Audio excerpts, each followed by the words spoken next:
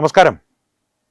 ഇന്ന് ഞാൻ ചെയ്തൊരു വീഡിയോയിൽ അമേരിക്കൻ രാഷ്ട്രപതി ഡൊണാൾഡ് ട്രംപ് നമ്മുടെ പ്രധാനമന്ത്രി ശ്രീ നരേന്ദ്രമോദിയെ ഫോണിൽ വിളിച്ചൊരു കാര്യം, അതെന്തിനായിരുന്നു ഇറാൻ്റെ മേൽ ഇസ്രായേലും അമേരിക്കയും നടത്തുന്ന യുദ്ധത്തിന് ഒരു പര്യവസാനം ഉണ്ടാക്കുവാൻ നരേന്ദ്രമോദി ഇടപെടണം എന്നുള്ളൊരു അഭ്യർത്ഥനയുമായുള്ള ആ ഫോൺ കോളിനെ സംബന്ധിച്ച് വിശദമായൊരു വീഡിയോ ഞാൻ ചെയ്തിരുന്നു മുൻപ്. ആ വീഡിയോയിൽ ഞാനൊരു കാര്യം പറഞ്ഞിരുന്നു. ഈ നരേന്ദ്രമോദി ഇപ്പോൾ ലോകത്തിന് മുൻപിൽ വയ്ക്കുന്ന, ലോകം അത്ഭുതത്തോടു കൂടി മാത്രം നോക്കിക്കാണുന്ന, ഒരല്പം അമർഷത്തോടു കൂടി നോക്കിക്കാണുന്നവരുമുണ്ട്, ഒരു നയതന്ത്ര പ്രക്രിയയുണ്ട്. ആ പ്രക്രിയയുടെ വിജയത്തെ സംബന്ധിച്ച് ഒരു സംഭവത്തെ അടിസ്ഥാനമാക്കിയ ഒരു കാര്യം ഞാൻ നിങ്ങളോട് പറയാമെന്ന് ഞാൻ ആ വീഡിയോയിൽ പറഞ്ഞിരുന്നു. ആ സംഭവമാണിത്. ആ സംഭവം നടന്നത് 8 അധികം ദിവസമൊന്നും ആയിട്ടില്ല. ഈ മാർച്ച് 13-ാം തീയതിയാണ്.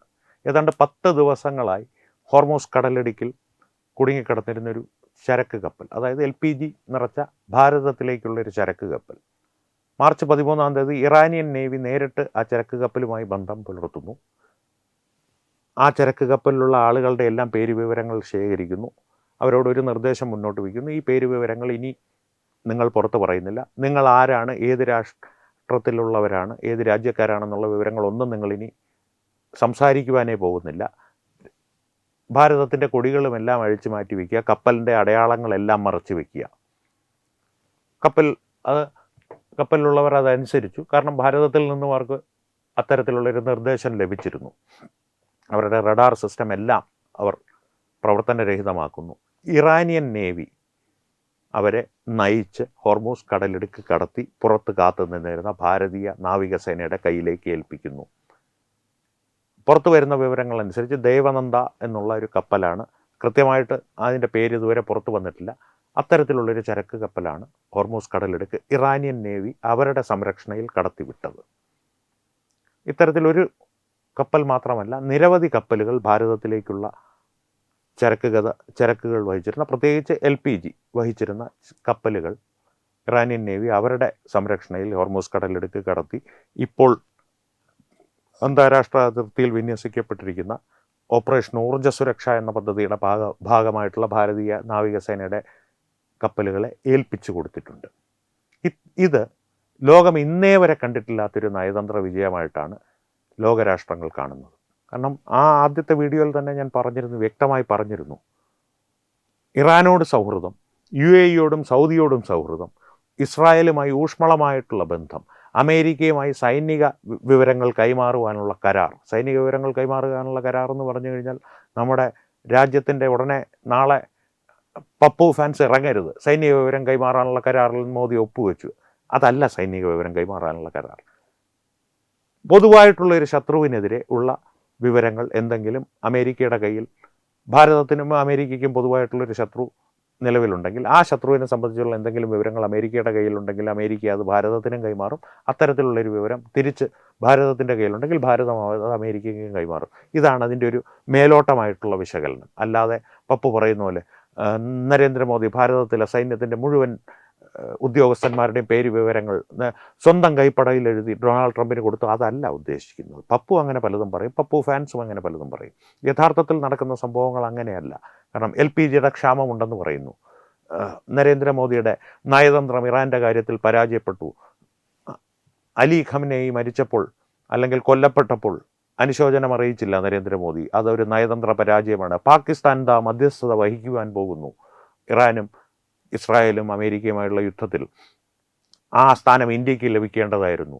അത് നരേന്ദ്രമോദിയുടെ പരാജയമാണ്. എന്തിന് ശശി തരൂർ വരെ അത്തരത്തിലൊരു അഭിപ്രായം പ്രകടനം നടത്തി. ശശി തരൂർ പൊതുവെ ഈ അന്താരാഷ്ട്ര വിഷയങ്ങൾ വരുമ്പോൾ വളരെ സമതുലിതമായിട്ടുള്ള ഒരു ആശയം മുന്നോട്ട് വയ്ക്കുന്ന, അല്ലെങ്കിൽ ഒരു അഭിപ്രായ പ്രകടനം നടത്തുന്നൊരു വ്യക്തിയാണ്. ആ വ്യക്തി പോലും ഈ പപ്പുമാരുടെ സ്വാധീനത്തിൽപ്പെട്ട് ഇത്തരത്തിൽ അബദ്ധജടിലമായിട്ടുള്ള അഭിപ്രായ പ്രകടനങ്ങൾ നടത്തുന്ന സാഹചര്യമാണ് ഇപ്പോൾ ഭാരതത്തിൽ നിലനിൽക്കുന്നത്. പക്ഷേ യാഥാർത്ഥ്യമെന്ന് പറയുന്നത് ഈ പറയുന്നത് പോലെ ഇറാനിയൻ നേവി അവരുടെ സംരക്ഷണയിൽ ഭാരതത്തിൻ്റെ ചരക്ക് കപ്പലുകൾ ഹോർമൂസ് കടലിടുക്ക് കടത്തി ഭാരതീയ നാവികസേനയെ ഏൽപ്പിച്ചു കൊടുക്കുന്ന ഒരു സാഹചര്യമാണ് നിലനിൽക്കുന്നത്. അമേരിക്ക പോലും അമ്പരന്ന് കണ്ണ് മഞ്ഞളിച്ച് നിൽക്കുന്ന ഒരു അവസ്ഥയാണ്.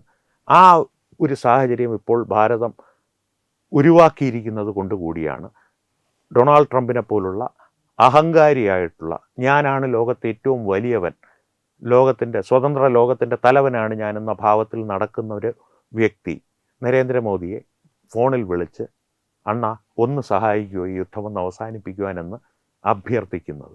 അപ്പോൾ ഈ ഒരു സംഭവം ഞാൻ ആദ്യത്തെ വീഡിയോയിൽ തന്നെ പറഞ്ഞിരുന്നു, ഈ ഒരു സംഭവം അടിസ്ഥാനമാക്കി ഒരു വീഡിയോ ഞാൻ ചെയ്യാമെന്നുള്ളത്. അതുകൊണ്ട് തന്നെയാണ് ഈ വീഡിയോ ചെയ്തത്.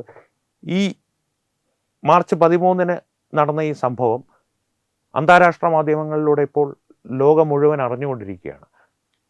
ഇതുപോലെ അറിയപ്പെടാത്ത എത്രയോ കപ്പലുകൾ ദൈനംദിനം എന്നോണം ഇറാനിയൻ നാവികസേന ഹോർമൂസ് കടലിടുക്ക് കടത്തി വിടുന്നുണ്ട്. പക്ഷേ അതൊരു രാജ്യത്തിൻ്റെ ചരക്ക് കപ്പലുകൾ മാത്രമേ ഉള്ളൂ. ഒരു രാജ്യത്തിലേക്കുള്ള ചരക്ക് കപ്പലുകൾ മാത്രമേ അവരങ്ങനെ കടത്തി വിടുന്നുള്ളൂ. അത് ഭാരതത്തിൻ്റെ കപ്പലുകളാണ്.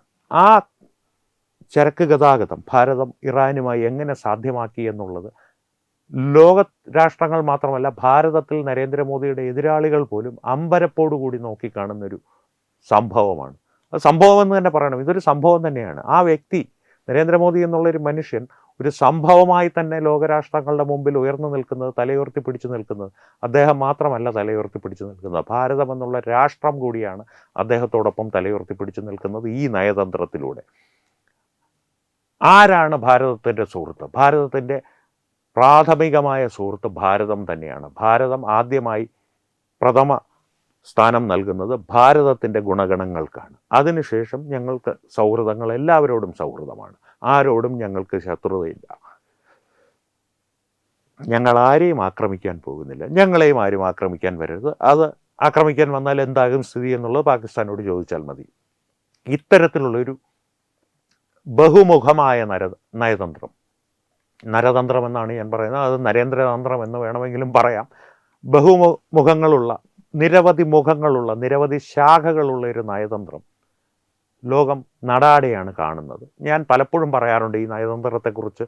മോദി സ്തുതി എന്ന് കമൻറ്റുകളിൽ പലരും ആക്ഷേപിക്കുന്ന നരേന്ദ്രമോദി അഭിനന്ദിച്ച് പറയുമ്പോൾ ഞാൻ പലപ്പോഴും പറയുന്നത്, ഇതൊരു ആധുനികമായൊരു കണ്ടുപിടുത്തമല്ല ഈ നയതന്ത്രം. ചാണക്യൻ്റെ കാലം മുതൽ ഭാരത തത്വശാസ്ത്രങ്ങളിലും ഭാരത പുരാണങ്ങളിലും ഭാരതത്തിൻ്റെ ഇതിഹാസങ്ങളിലും ഭാരതത്തിൻ്റെ ചരിത്രത്തിലും നിറഞ്ഞു നിന്നിരുന്ന ഒരു നയതന്ത്രമാണ് കഴിഞ്ഞ ഒരു 150 വർഷങ്ങളായി ദൗർഭാഗ്യവശാൽ മറയ്ക്കപ്പെട്ട, മറന്നുപോയ, ഭാരതീയരായ നമ്മളും നമ്മുടെ ഭരണാധികാരികളും മറന്നുപോയ ഒരു നയതന്ത്രമാണ്. അതിനെ പുനർജീവിപ്പിച്ചെടുക്കുക മാത്രമാണ് നരേന്ദ്രൻ ചെയ്തിരിക്കുന്നത്.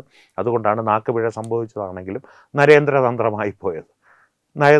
ഈ ഒരു നയതന്ത്രം ലോകത്തെ അത്ഭുതപ്പെടുത്തിക്കൊണ്ടിരിക്കുകയാണെന്നുള്ള കാര്യത്തിൽ ഒരു സംശയവും വേണ്ട. അതിൻ്റെ ഏറ്റവും പുതിയ തെളിവ് മാത്രമാണ് ഈ മാർച്ച് 13 ഇറാനിയൻ നാവികസേന കടത്തിവിട്ട ഭാരതത്തിലേക്കുള്ള ചരക്ക് കപ്പൽ. അതുകൊണ്ട് തന്നെയാണ് രാഹുൽ ഗാന്ധിയൊക്കെ പ്രതീക്ഷിച്ചിരുന്ന ഇന്ധനക്ഷാമം രാജ്യത്തുണ്ടാകാതിരുന്നത്. അതിൻ്റെ പേരിൽ കുഴപ്പങ്ങളുണ്ടാക്കുവാൻ ഒരുങ്ങിയിരിക്കുകയായിരുന്നല്ലോ. ബെറ്റർ ലക്ക് നെക്സ്റ്റ് ടൈം എന്ന് മാത്രമേ അക്കാര്യത്തിൽ അവരോട് പറയാനുള്ളൂ. എന്തായാലും വീണ്ടും കാണാം. നന്ദി, നമസ്കാരം. HIV അണുബാധ സന്തോഷപൂർണമായ ഒരു ജീവിതത്തിന് തടസ്സമല്ല. HIV അണുബാധയ്ക്ക് ഫലപ്രദമായ ചികിത്സ ഇന്ന് ലഭ്യമാണ്. ഇതിന് യഥാസമയം അണുബാധ കണ്ടെത്തുന്നതും കാലേക്കൂട്ടി ചികിത്സ നടത്തേണ്ടതും അത്യാവശ്യമാണ്. സൗജന്യമായ ചികിത്സയും മാർഗനിർദ്ദേശങ്ങളും സർക്കാർ ആശുപത്രികളിലെ ART അഥവാ ഉഷസ് കേന്ദ്രങ്ങളിൽ ലഭ്യമാണ്. ആരോഗ്യ സംരക്ഷണം ഓരോരുത്തരുടെയും ഉത്തരവാദിത്തമാണ്.